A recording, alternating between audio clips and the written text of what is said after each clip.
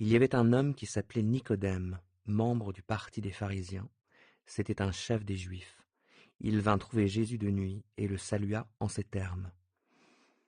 Maître, nous savons que c'est Dieu qui t'a envoyé pour nous enseigner, car personne ne saurait accomplir les signes miraculeux que tu fais si Dieu n'était pas avec lui.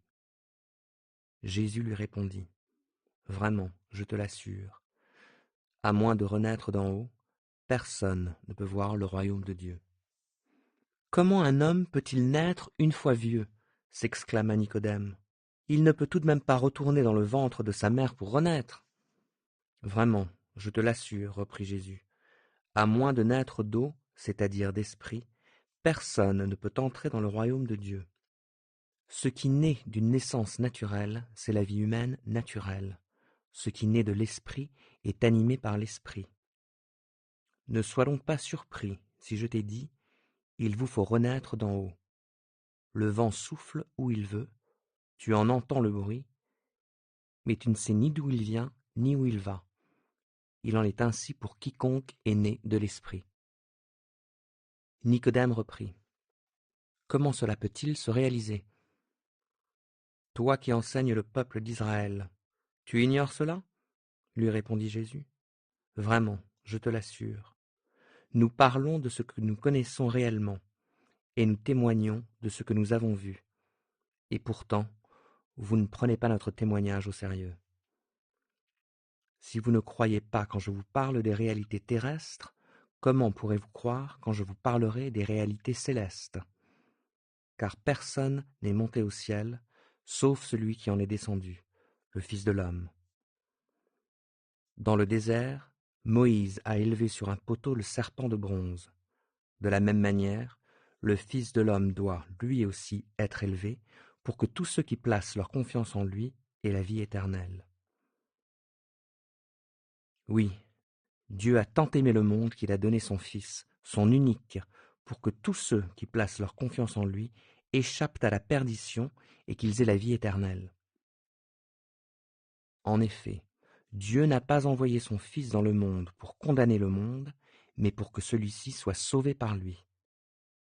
Celui qui met sa confiance en lui n'est pas condamné, mais celui qui n'a pas foi en lui est déjà condamné, car il n'a pas mis sa confiance en la personne du Fils unique de Dieu.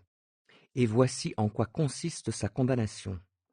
C'est que la lumière est venue dans le monde, mais les hommes lui ont préféré les ténèbres, parce que leurs actes sont mauvais. En effet, celui qui fait le mal déteste la lumière. Il se garde bien de venir à la lumière de peur que ses actes soient révélés. Mais celui qui a une conduite conforme à la vérité vient à la lumière pour qu'on voie clairement qu'il accomplit ses actes dans la communion avec Dieu. Après cela, Jésus se rendit en Judée avec ses disciples. Il y resta quelque temps avec eux et y baptisait. Jean, de son côté, baptisait à Hénon, près de Salim. Il y avait là beaucoup d'eau, et de nombreuses personnes y venaient pour être baptisées. En effet, à cette époque, Jean n'avait pas encore été jeté en prison. Or, un jour, quelques-uns de ses disciples eurent une discussion avec un juif au sujet de la purification. Ils allèrent trouver Jean et lui dirent : « Maître, tu te souviens de cet homme qui était avec toi de l'autre côté du Jourdain, et pour qui tu as témoigné ? Eh bien, le voilà qui baptise à son tour, et tout le monde se rend auprès de lui. » Jean répondit : « Nul ne peut s'attribuer une autre mission que celle qu'il a reçue de Dieu.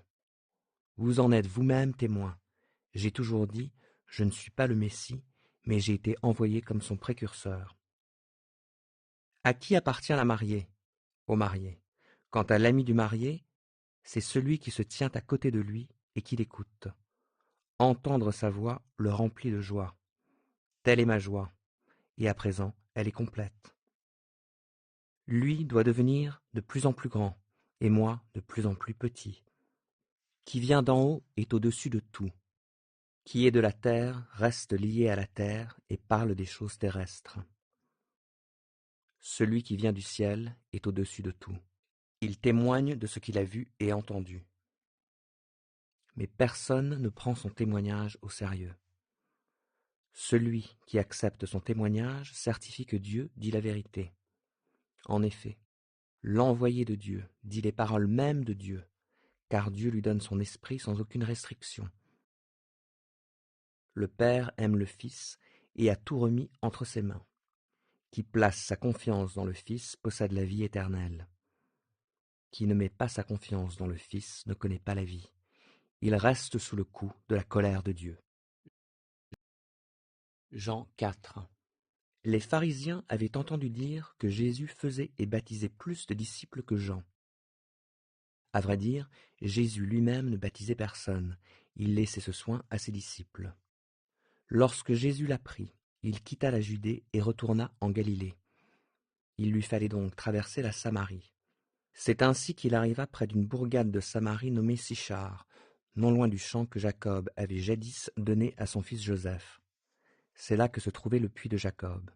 Jésus, fatigué du voyage, s'assit au bord du puits. Il était environ midi. Une femme samaritaine vint pour puiser de l'eau. Jésus s'adressa à elle. « S'il te plaît, donne-moi à boire un peu d'eau. » Ses disciples étaient allés à la ville pour acheter de quoi manger. La Samaritaine s'exclama. « Comment? Tu es juif et tu me demandes à boire à moi qui suis samaritaine ?» Les Juifs, en effet, évitaient toute relation avec les Samaritains. Jésus lui répondit. « Si tu savais quel don Dieu veut te faire et qui est celui qui te demande à boire, c'est toi qui lui aurais demandé à boire, et il t'aurait donné de l'eau vive. » « Mais maître, répondit la femme, non seulement tu n'as pas de seau, mais le puits est profond. D'où la tires-tu donc, cette eau vive? Tu ne vas pas te prétendre plus grand que notre ancêtre Jacob, auquel nous devons ce puits, et qui a bu lui-même de son eau, ainsi que ses enfants et ses troupeaux. Celui qui boit de cette eau, reprit Jésus, aura de nouveau soif. Mais celui qui boira de l'eau que je lui donnerai n'aura plus jamais soif. Bien plus, l'eau que je lui donnerai deviendra en lui une source intarissable, qui jaillira jusque dans la vie éternelle. Maître, lui dit alors la femme, donne-moi de cette eau-là, pour que je n'ai plus soif, et que je n'ai plus besoin de revenir puiser de l'eau ici. Va donc chercher ton mari, lui dit Jésus, et reviens ici. Je ne suis pas mariée, lui répondit-elle. Tu as raison de dire, je ne suis pas mariée. En fait, tu l'as été 5 fois. Et l'homme avec lequel tu vis actuellement n'est pas ton mari. Ce que tu as dit là est vrai. Maître, répondit la femme, je le vois, tu es un prophète. Dis-moi, qui a raison? Nos ancêtres ont adoré Dieu sur cette montagne-ci. Vous autres, vous affirmez que l'endroit où l'on doit adorer, c'est Jérusalem. Crois-moi, lui dit Jésus, l'heure vient où il ne sera plus question de cette montagne, ni de Jérusalem pour adorer le Père. Vous adorez ce que vous ne connaissez pas. Nous, nous adorons ce que nous connaissons, car le salut vient du peuple juif. Mais l'heure vient, et elle est déjà là, où les vrais adorateurs adoreront le Père par l'Esprit et en vérité, car le Père recherche des hommes qui l'adorent ainsi. Dieu est esprit, et il faut que ceux qui l'adorent par l'Esprit et en vérité. La femme lui dit, « Je sais qu'un jour le Messie doit venir, celui qu'on appelle Christ. Quand il sera venu, il nous expliquera tout. » « Je suis le Messie, moi qui te parle, lui dit Jésus. Sur ces entrefaites, les disciples revinrent.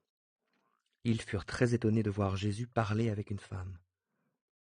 Aucun d'eux, cependant, ne lui demanda « Que lui veux-tu » ou « Pourquoi parles-tu avec elle ?» Alors, la femme laissa là sa cruche, se rendit à la ville, et la voilà qui se mit à dire autour d'elle « Venez voir un homme qui m'a dit tout ce que j'ai fait. » Et si c'était le Messie? Les gens sortirent de la ville pour se rendre auprès de Jésus. Entre-temps, les disciples pressaient Jésus en disant « Maître, mange donc !» Mais il leur dit « J'ai pour me nourrir un aliment que vous ne connaissez pas. » Les disciples se demandèrent donc entre eux « Est-ce que quelqu'un lui aurait apporté à manger ?» « Ce qui me nourrit, leur expliqua Jésus, c'est d'accomplir la volonté de celui qui m'a envoyé et de mener à bien l'œuvre qu'il m'a confiée. Vous dites en ce moment Encore 4 mois, et c'est la moisson, n'est-ce pas? Eh bien, moi je vous dis, ouvrez vos yeux et regardez les champs. Déjà les épis sont blonds, prêts à être moissonnés. Celui qui les fauche reçoit maintenant son salaire et récolte une moisson pour la vie éternelle, si bien que semeur et moissonneur partagent la même joie. Ici se vérifie le proverbe. Autre est celui qui sème, autre celui qui moissonne. Je vous ai envoyé récolter une moisson qui ne vous a coûté aucune peine. D'autres ont travaillé, et vous avez recueilli le fruit de leur labeur. Il y eut, dans cette bourgade, beaucoup de Samaritains qui crurent en Jésus, grâce au témoignage qu'avait rendu cette femme en déclarant « Il m'a dit tout ce que j'ai fait ». Lorsque les Samaritains furent venus auprès de Jésus, ils le prièrent de rester, et il passa 2 jours chez eux. Ils furent encore bien plus nombreux à croire en lui à cause de ses paroles.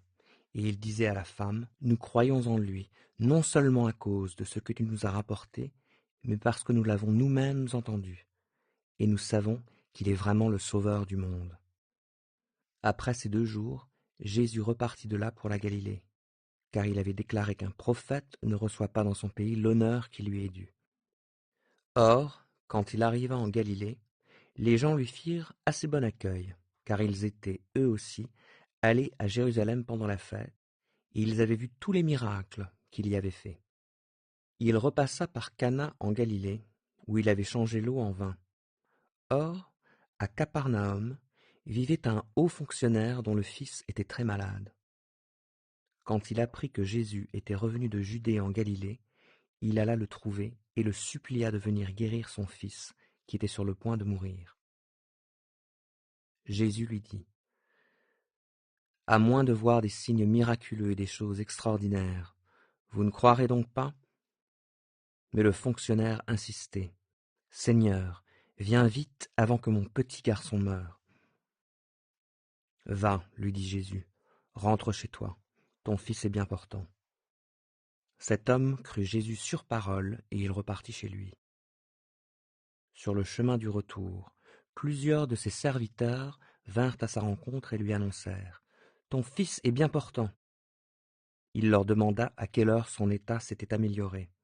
Ils lui répondirent « C'est hier, vers 1 heure de l'après-midi, que la fièvre l'a quitté. » Le père constata que c'était l'heure même où Jésus lui avait dit « Ton fils est bien portant. » Dès lors il crut, lui et toute sa famille.